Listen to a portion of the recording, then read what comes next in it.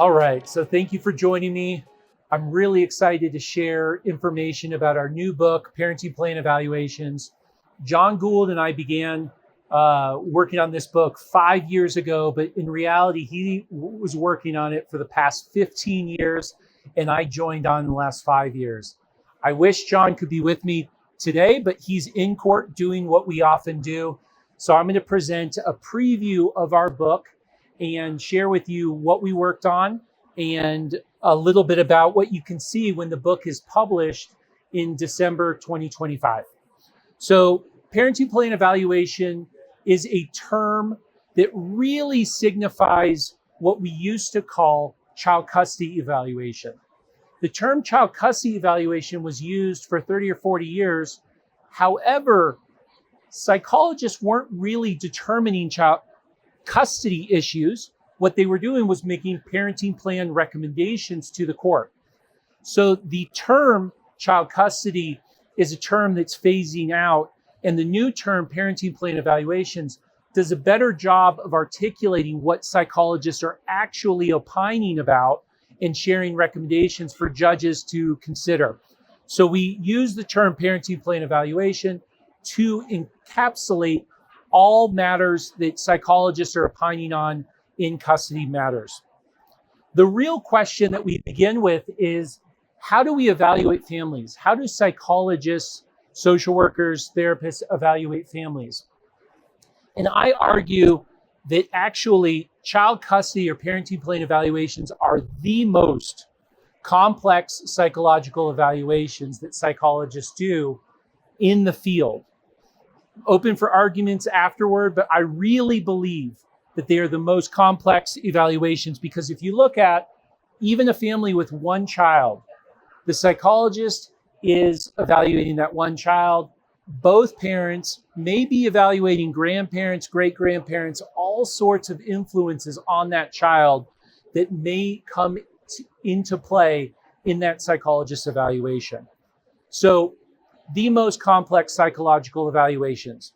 What we really need to ask is, what do psychologists need to know to get into this field, to evaluate families, or what do attorneys need to know if they're litigating a case? And we start with the focus of these evaluations should be on the child's best interest. Historically, psychologists have spent a lot of time in their reports and their testimony focused on parents, focused on mom's issues or dad's issues, but really the evaluation should be focused on the child's best interests. And the APA child custody guidelines tell us that we should be evaluating the child's strengths, the child's challenges, and the ability of each parent to meet the child's needs. How does a psychologist do that? What does a psychologist need to know in order to do that? Well, they need to have a great amount of knowledge in a variety of areas. Those areas include child development, parenting, the law, psychological science, and assessment or evaluation.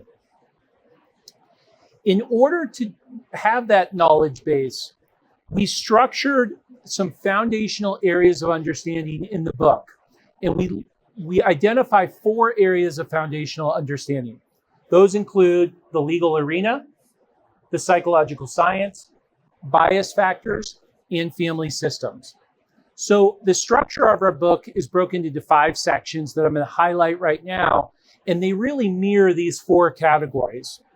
The first section of the book, Conceptual Foundations for Evidence-Informed Approach, is really focused on the legal arena and the law, and how psychological science can be used within the law and within legal disputes. The second section of the book, which I'll break down further, focuses on scientific knowledge and in what ways psychologists can bring scientific knowledge into the forensic arena. The third section of the book is on mitigating bias. And the fourth section is on data collection. Now, honestly, when I was beginning my career as a psychologist, as an early career psychologist, I wanted to start here. I wanted to start evaluations by just saying, hey, tell me what I need to know. Tell me how I need to do this evaluation. How do I interview a kid? How do I interview a parent? But we really need psychologists to focus on the law, the psychological science, and bias factors. And they have to have an understanding of each of those three categories before we get into how do you conduct an interview? How do you gather data in a way that a lawyer can cross-examine you, that the judge can understand your processes? So we have 200 pages in the book before we get to how do you actually do this work. After data collection, the last section is focused on common issues that arise in parenting plan evaluations. So now what I'm going to do is I'm going to take a deeper dive into these sections and highlight the, actually, I'm just going to give you an outline of the chapters that we have. So section 1, being focused on the legal arena. We start with Daubert and the challenging nature of parenting plan evaluations. I'll give you some examples of what those chapters look like, but we really wanted to start our book by focusing on what does the law expect from psychologists and what do psychologists need to know to do this work. After that, we jump into the expectations that are linked to psychologists' ethical guidelines, the specialty guidelines for forensic psychologists, and APA ethical guidelines, and connect those to what judges and attorneys are expecting from our work product. After looking at that, we dive into common errors that we often see in these evaluations. And then the fourth chapter of section 1 is the role of clinical judgment. The reason we end this section there is because psychologists are trained to use their clinical judgment, but we should be applying a great amount of humility when we're using clinical judgment. It used to be that in parenting plan or child custody evaluations, psychologists used all clinical judgment. And what we notice now is that that does not align with Daubert criteria or even Frye admissibility standards. So the last chapter of this section is the role of clinical judgment in the time of Daubert. Section 2 focuses on the psychological science. How do psychologists bring the psychological science that they know and that they've been trained in into the legal arena in a way that judges will allow? So what qualifies as scientific evidence? And then we'll look a little bit closely at the G2I challenge. So I'll bring that up in a moment. Section 3 looks at those bias factors that are so very important in what we do, understanding how bias can impact our data collection, data integration, and opinion formulation. Chapter 8 looks at sociocultural identities and systemic inequities. And we take APA's guidelines for cultural formulation in Bronfenbrenner's model to actually give psychologists a model for how to incorporate these factors into their evaluations. Chapter 9 does a similar I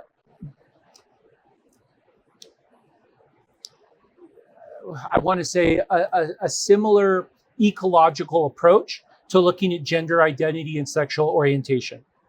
Then we get to section 4, and section 4 is now we can talk about data collection. So after we talked about the legal arena, the psychological science, and bias factors, now let's talk about how do we conduct interviews? How do we do a parent-child observation?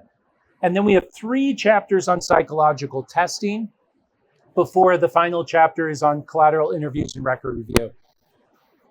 Section 5 looks at common issues that often arise. In the field, the term alienation really took hold in the 80s. It was a big buzzword. Now we call those types of cases parent-child contact problems. So we have 2 chapters on those. We'll look at an example of one of those chapters. We have 2 chapters on domestic violence because it's very important for all psychologists to evaluate domestic violence in all evaluations that they conduct.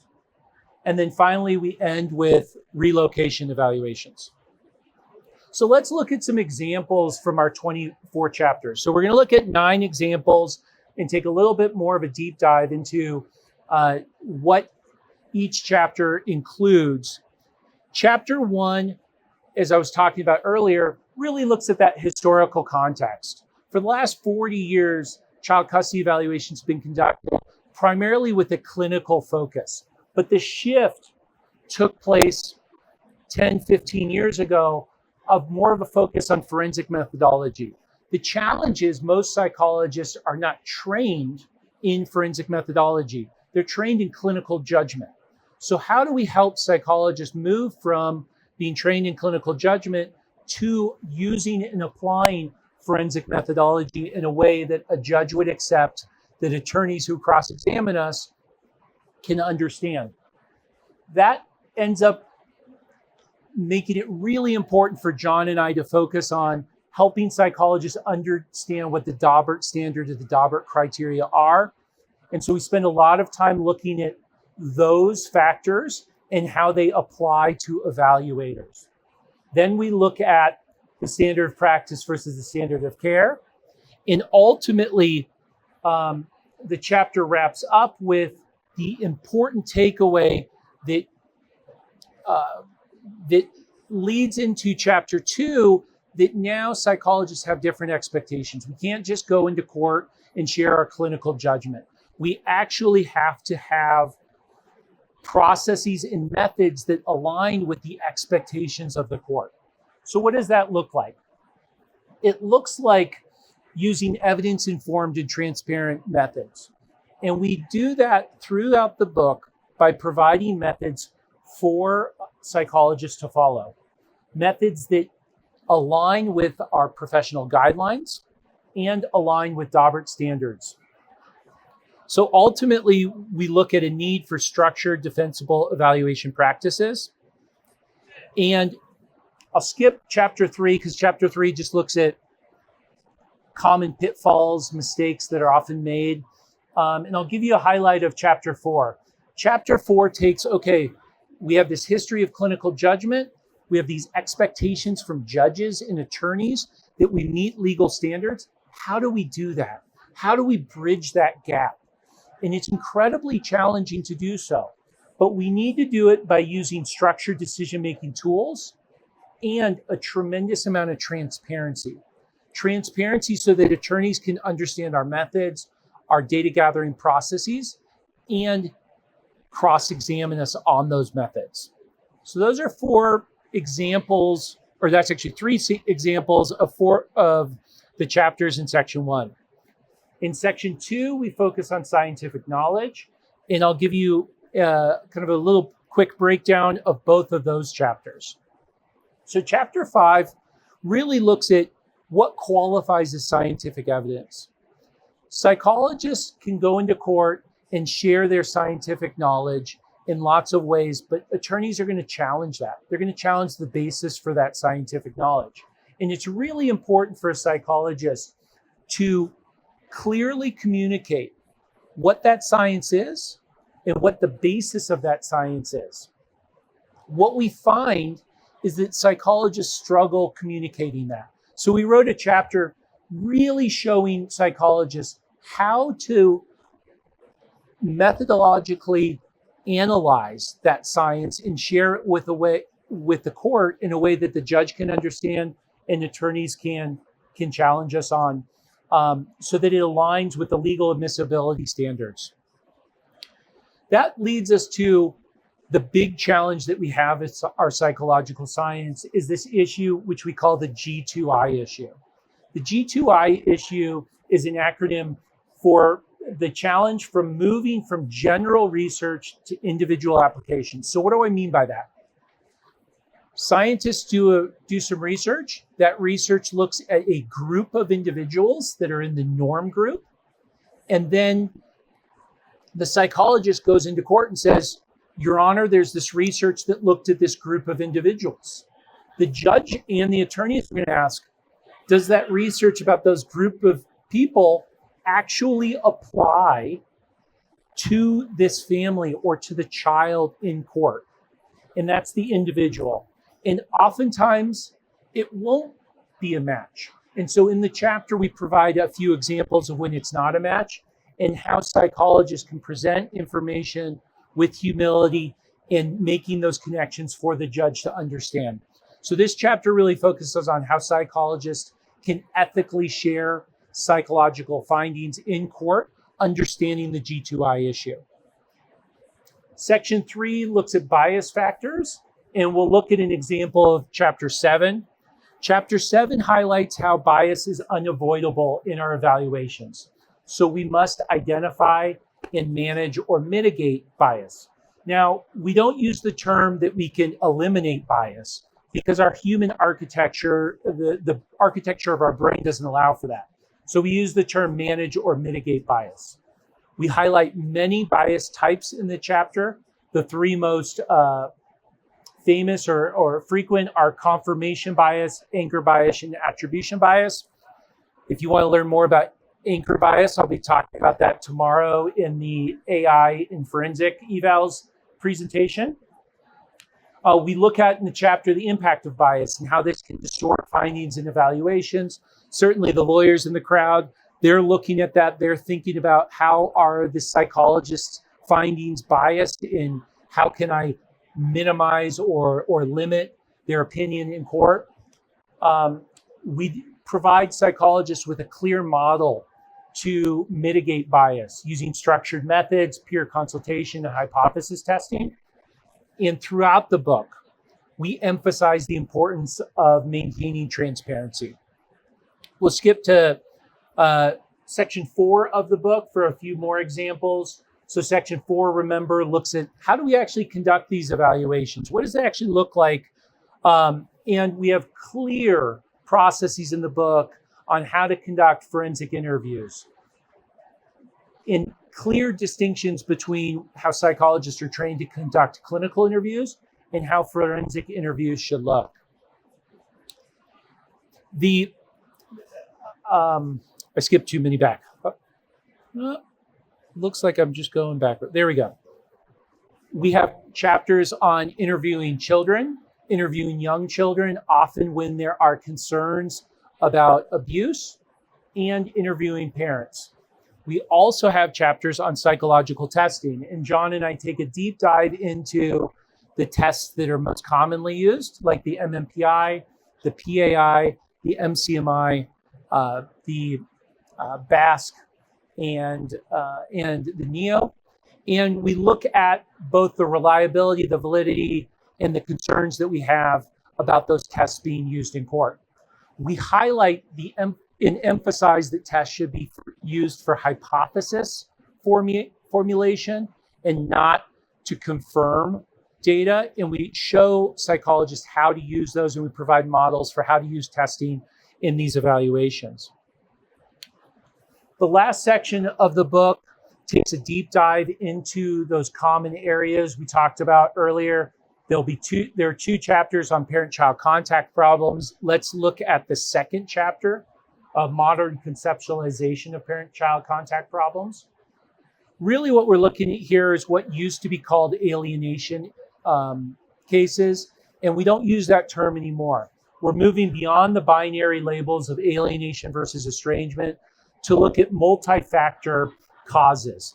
Causes including the parent's behaviors, the child's emotional sensitivities, their characteristics, family dynamics, external influences, and we provide psychologists with a clear model to follow when confronted with these tough cases. So that's a quick highlight of 9 of our chapters. We have 24 chapters. I didn't want to walk through each one, but ultimately our book tries to balance and provide a one-stop experience for psychologists and attorneys to understand the legal arena, the psychological science, bias factors, how to conduct these evaluations, and common issues that often arise. Thank you.